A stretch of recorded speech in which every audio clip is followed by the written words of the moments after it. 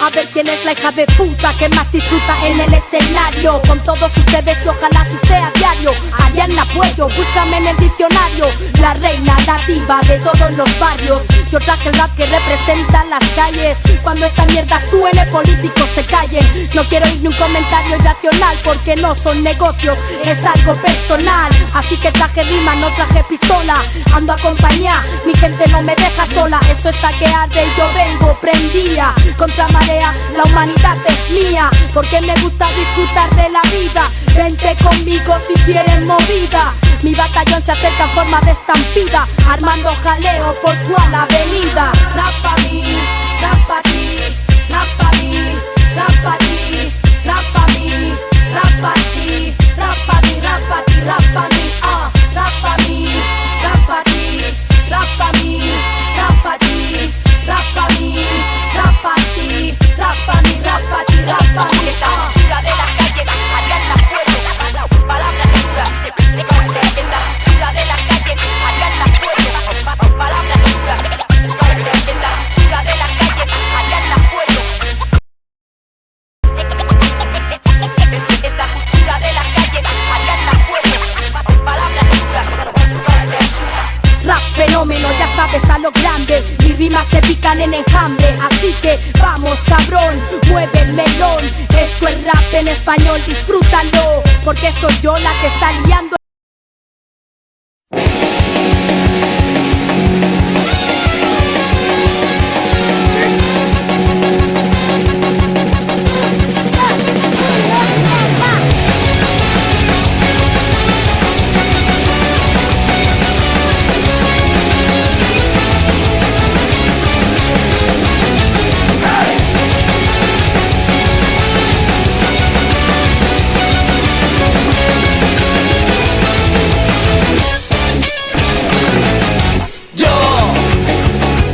Quiero trabajar en una mina de sal y mendigar por tu dinero.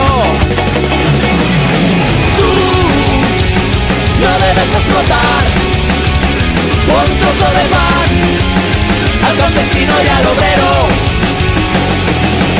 El que tiene el capital, el que puedes no cambiar, se viene el mundo entero.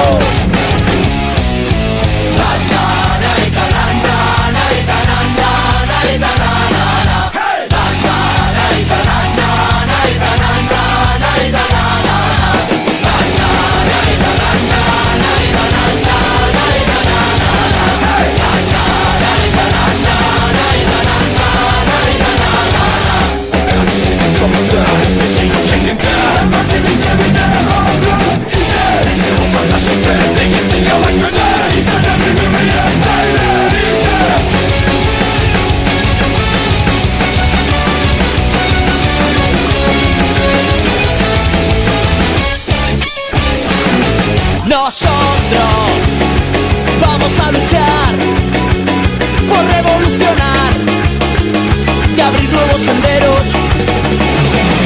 Vosotros, cuatro ni matar, os deseo la mitad del mal que padecemos. Y ellos tienen que alimentar a sus hijos para cenar, entrenar con guerrilleros.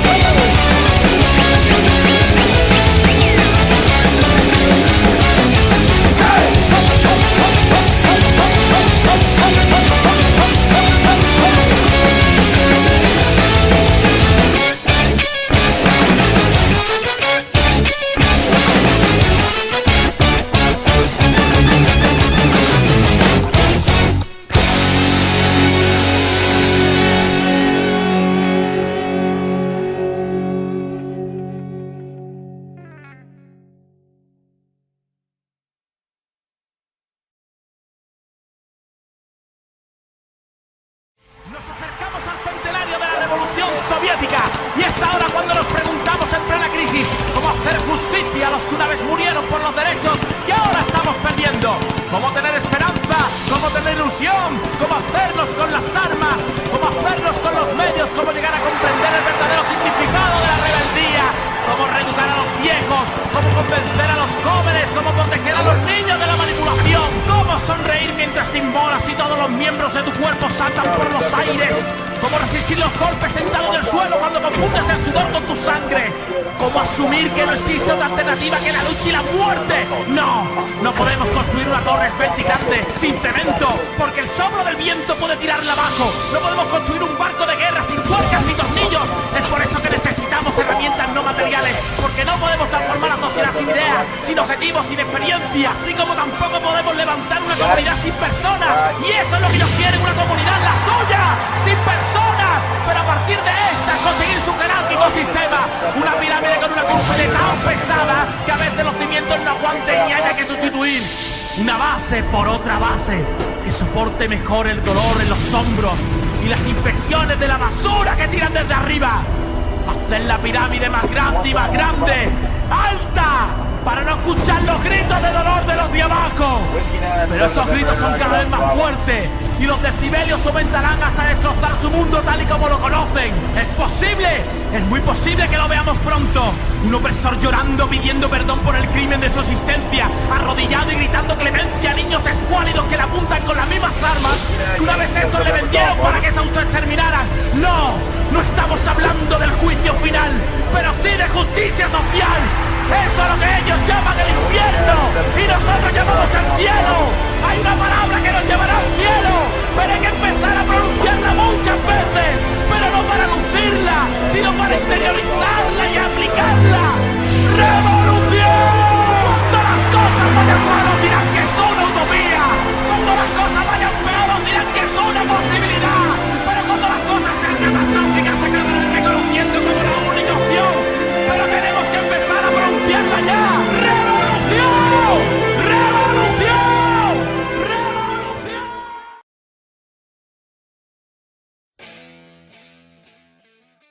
Hola, ¿qué tal? Muy buenas noches. Estamos iniciando una emisión más de Voz de Rebeldía. Un juevesito más. Qué bueno que están con nosotros. Esperamos que les agrade el programita de hoy.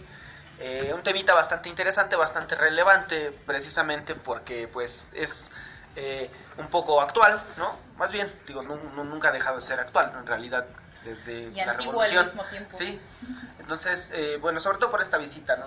Reciente y demás que ya iremos comentando. Bueno, Cuba Libre era la pregunta y bueno, yo soy el Bong aquí con toda la pandilla que ya escucharon ustedes, iniciando una emisión más. Pues banda, preséntense por favor.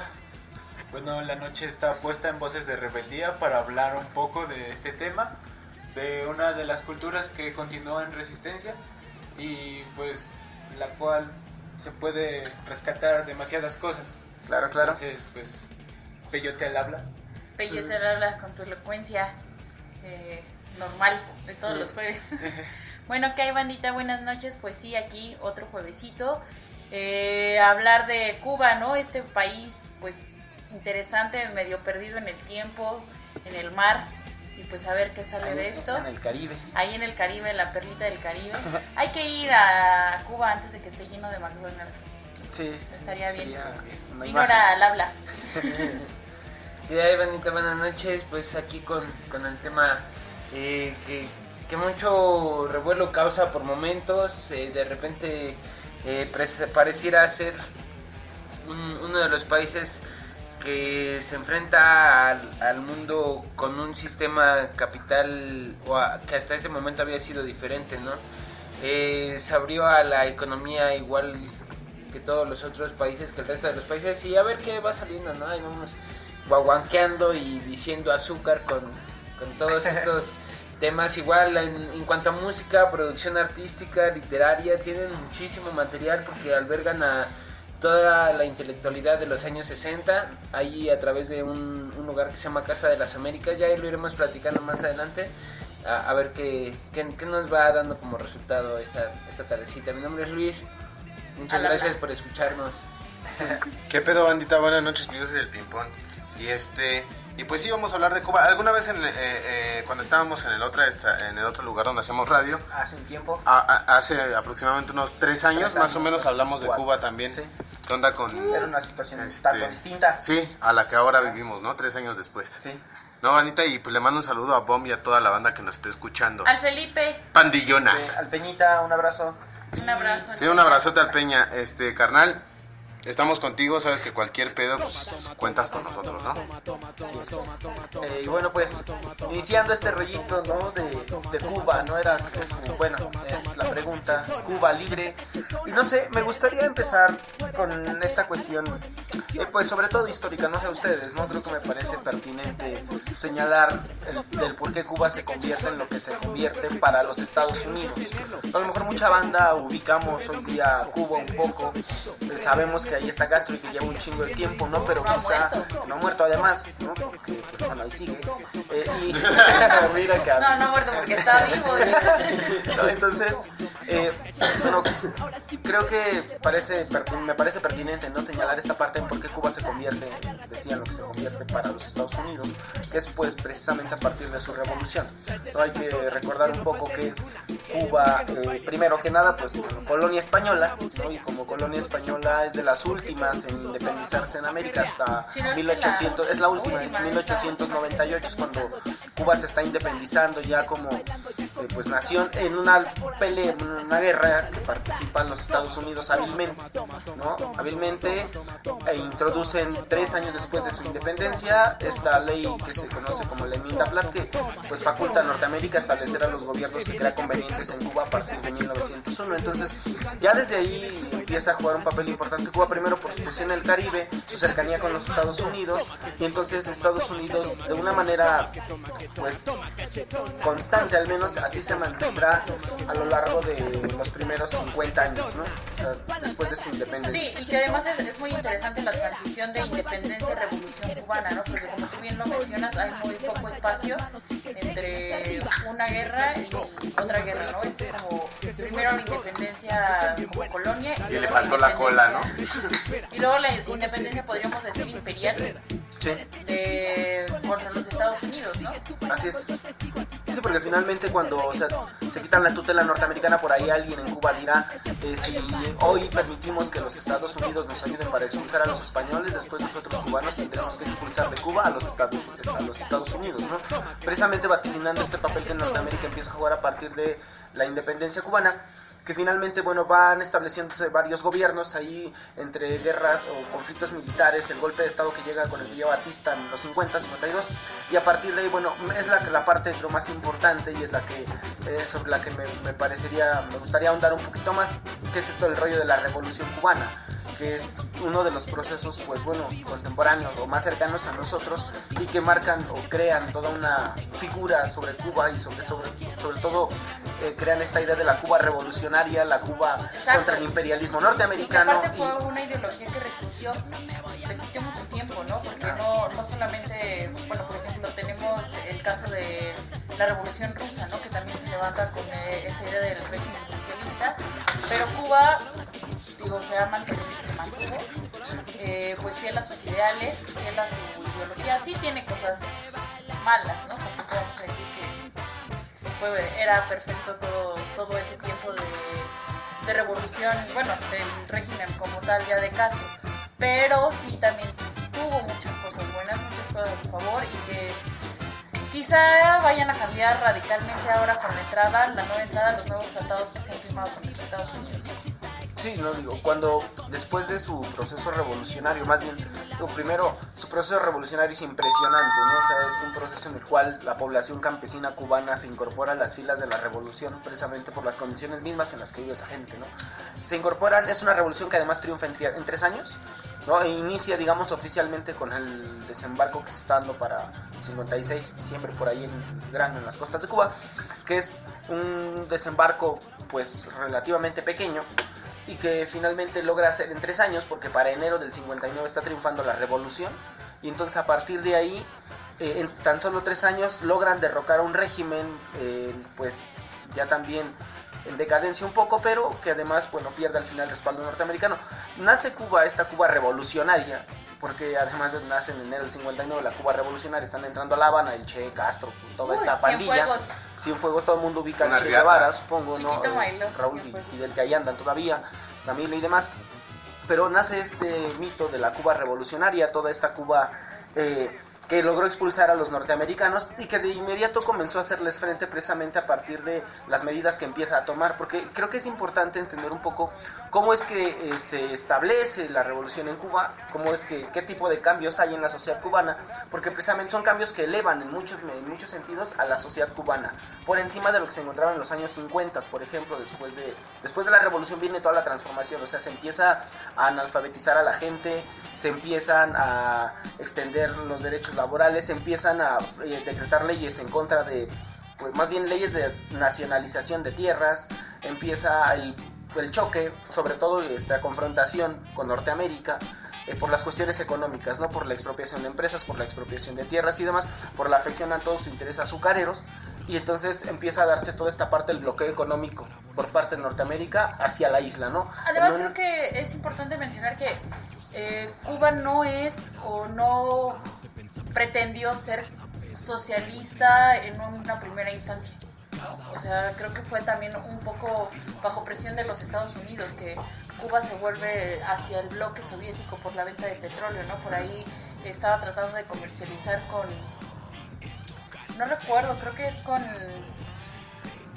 México, con los países del sur, que del centro y sur, que sí firmaron con Estados Unidos la venta de petróleo y no hacia la URSS, pero con Cuba puso condiciones muy especiales y creo que Fidel Castro por ahí no aceptó, y por eso, pues a quién le vendía petróleo, ¿no? O sea, ni modo que el petróleo se quedara ahí, tenía que venderle algo, ¿no? Entonces por eso se fue apegando más y más al bloque, digamos, socialista, pero no es que en un primer momento Cuba naciera bajo una ideología socialista, ¿no? La Cuba libre, que sí tiene ahí, por ejemplo, al Che y todo, pero no era, digamos, como la intención de Fidel hacerlo completamente social. Mira, sí, claro. Yo creo que aquí hay que matizar una cosa importante, que es a lo mejor lo que nos empieza a llevar desde el inicio, al empezar a ver un poco Cuba, a desviaciones, ¿no?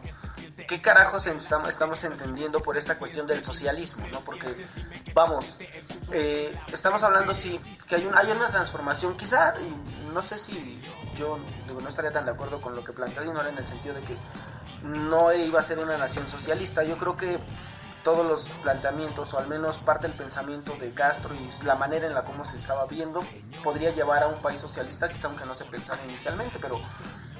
económicamente fue así, porque la presión que ejercía Estados Unidos sobre Cuba, o sea, no estaba dispuesto a aceptarlo Cuba. ¿Y a quién le vendes petróleo? Sí, ¿no? sí, entonces mira, por eso Cuba no pensaba, bueno, Fidel Castro, el gobierno de Castro, no pensaba estar tan cercano al bloque soviético. Claro, ¿no? Yo no pensaba estar tan cercano a este bloque hasta que los mismos factores económicos hicieron que se adhiriera y tuviera más simpatía tanto en esa ideología y con ese bloque. Sí, aunque digo, sí, reconozco que los factores externos orilla, ¿no? Por ahí hay que mencionar también que precisamente sí es la Unión Soviética quien le dice a Cuba cuando inicia el bloqueo que si los gringos no les compran el azúcar, que es el producto más importante en ese momento de la producción cubana, ¿no? que es algo que sostiene en gran parte su economía, a partir de ese momento la Unión Soviética dice, bueno, si los gringos no te compran tu azúcar, yo te lo compro. Entonces sí, se acerca bastante, y la cuestión pues tiene que ver ahí con cuestiones, con interés geográfico sobre todo, claro, ¿no? La cercanía de Cuba hacia ante los Estados Unidos, ¿no? Ciertamente eso orilla a que Castro pues sí se acerque mucho a la Unión Soviética y que empiece a hablar un poco, más bien se empiece ya a oficializar este discurso socialista, porque después de la revolución, o después del triunfo al menos oficial de la revolución, empieza a introducirse en las escuelas este sistema educativo en el cual se les comienza a enseñar a los chicos esta ideología o esta formación ideológica del socialismo, ¿no? ¿De qué va? En el sentido de cómo ir formando al individuo para entender una realidad social de una manera distinta, ¿no? Es decir, a ver, tú niño no vienes aquí a consumir, vienes a trabajar con tus compañeros, vienes a trabajar de manera colectiva, bajo esta idea del hombre, esta idea de un poco del nuevo hombre, ¿no? Que se plantea el Che, un poco esta idea, pues un tanto un ser humano más humano, un ser humano no tan plástico, no tan mecánico como en la sociedad actual. claro. Un individuo que sí realmente tenga valores y que logre entender una realidad social desde una perspectiva social y no de una perspectiva de mercado. Y en un consumo de lo necesario, ¿no? A lo pendejo, como es digamos, el bloque capitalista, que es consumir por consumir, ¿no? Sí. Y en Cuba también se trata de establecer lo que es el consumo, ¿no? De no desperdiciar, si lo queremos ver así, pues las mercancías, ¿no? Sino de aprovecharlas. Y en ese sentido, por la idea de que no hay una política de consumo, es que a Cuba se le ve mal, ¿no? Como que en Cuba no hay oportunidad. Lo que pasa es que nosotros, de inicio digo, y de esto sería bastante interesante abordarlo, no sé, bueno, de una vez, creo que estamos en esto, esta parte que mencionas desde la perspectiva actual, ¿no? Nosotros como sociedad occidentalizada, entendemos que el bienestar equivale a la cantidad de cosas que podemos tener, precisamente porque la idea de bienestar está asociada a una serie de objetos, de adquisición de objetos que te hacen tener cierto bienestar, un bienestar específico, no el bienestar de tener las necesidades básicas cubiertas, sino este bienestar que va mucho más allá de estas necesidades básicas, que de inicio es quizá casi como de acumulación. De acumulación, sí, esta idea de bienestar. El bienestar es acumular cosas, tener más cosas. Eso es lo que hay que entender como nivel de vida, al menos desde la perspectiva occidentalizada, ¿no? Entonces, el sistema educativo cubano va moldeando un poco a los individuos de una manera diferente. Hay que señalar, por ejemplo, que son los propios estudiantes los que se encargan de analfabetizar a las poblaciones, a la zona rural, de alfabetizar a la población rural cubana después de que triunfa la revolución. Y entonces es un proceso que se va haciendo desde lo que se tiene.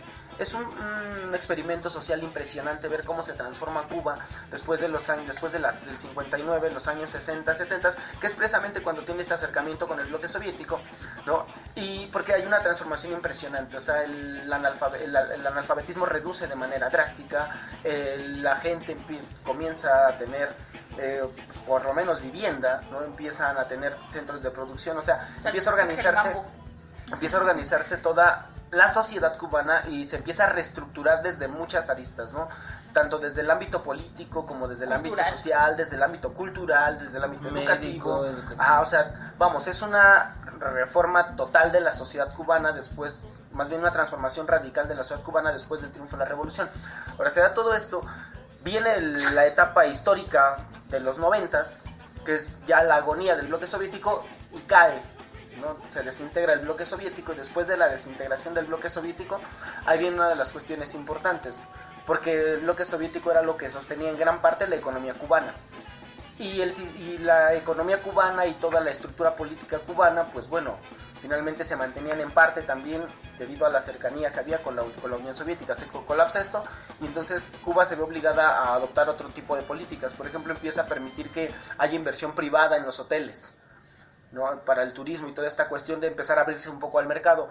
Pero eso sí es algo que me parece interesantísimo de Cuba, que hasta la fecha sigue manteniendo, que es esta defensa de los servicios básicos de la población cubana que te deben garantizar, ¿no? Esta parte de la educación, esta parte de la salud, ¿no? Esta parte de pues sí, la medicina ya está bastante más desarrollada que en muchos países. De hecho, más que en México. Sí,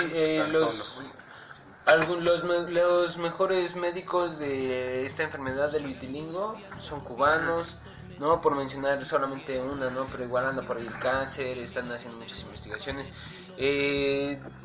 La medicina cubana, digamos, está esparcida a lo largo de toda la isla, de tal forma que cualquier persona en cualquier momento puede acudir a un centro médico sin que se le cobre nada, ¿no? Para una operación que puede ir desde un curita, ¿no? Hasta donaciones, sin trasplantes, bla, bla.